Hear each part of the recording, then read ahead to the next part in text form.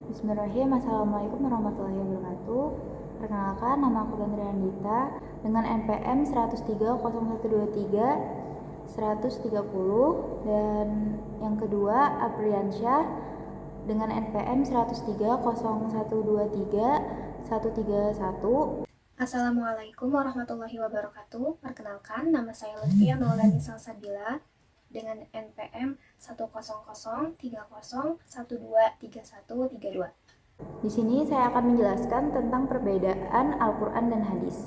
Latar belakang, Al-Quran merupakan pedoman pertama dan paling utama bagi umat Islam.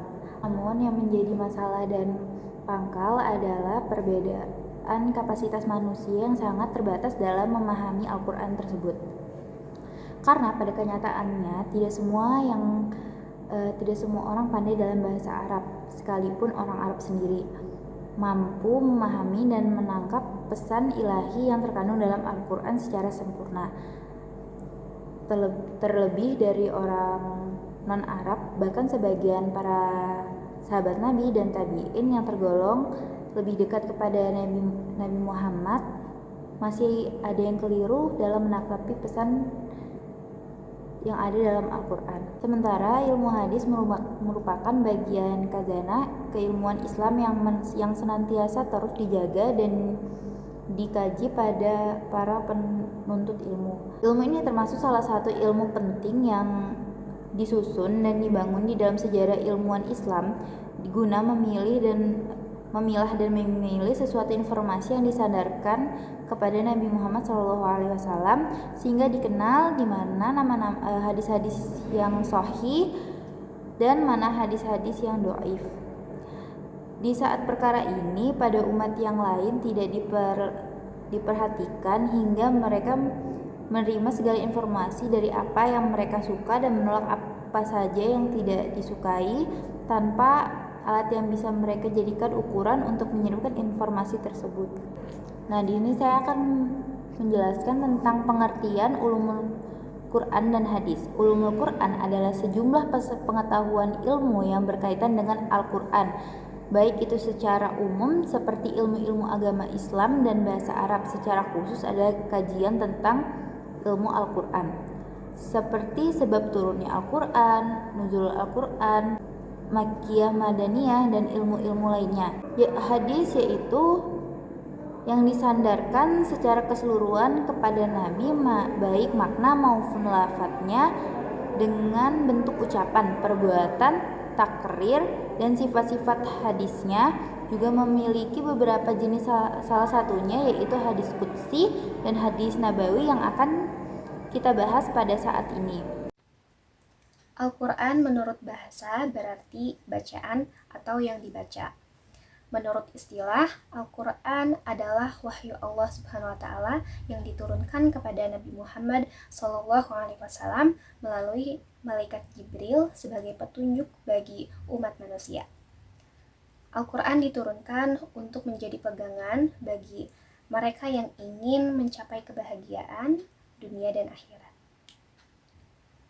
Hadis qudsi adalah hadis yang secara makna datang dari Allah, sementara redaksinya dari Rasulullah.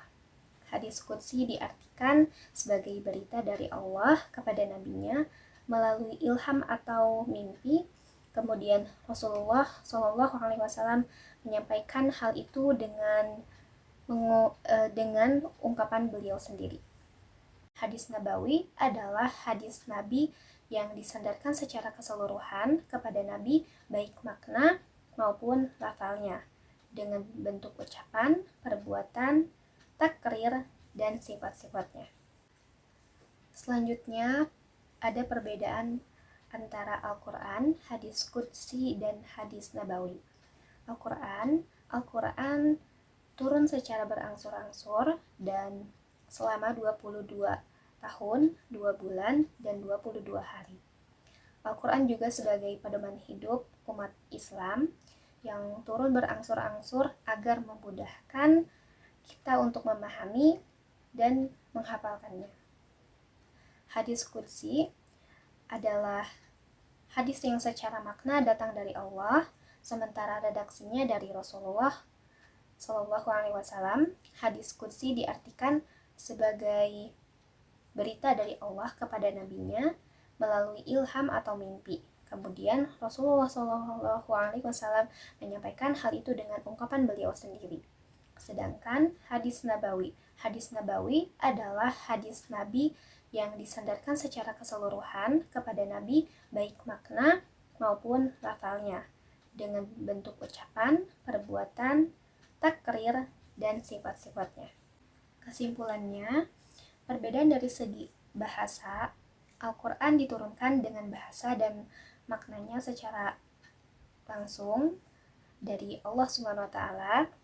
Hadis qudsi adalah hadis yang maknanya dari Allah SWT, sedangkan bahasanya dari Nabi Muhammad SAW.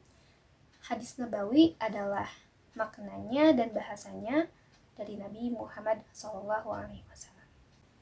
Demikian isi presentasi kami kali ini. Semoga apa yang saya sampaikan dapat bermanfaat bagi kita semua. Jika ada kekurangan, mohon dimaafkan, karena kesempurnaan sungguh hanyalah milik Allah Subhanahu wa Ta'ala. Wassalamualaikum warahmatullahi wabarakatuh.